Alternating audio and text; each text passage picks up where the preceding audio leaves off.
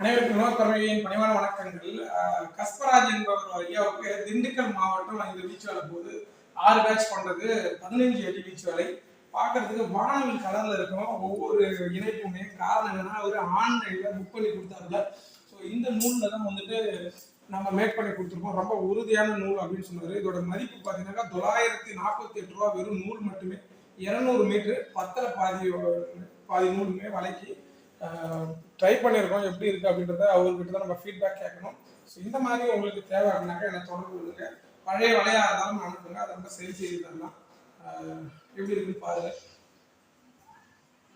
உங்களுக்கு 15 உள்கயிறு வருது, 14 உள்கயிறு வரும்.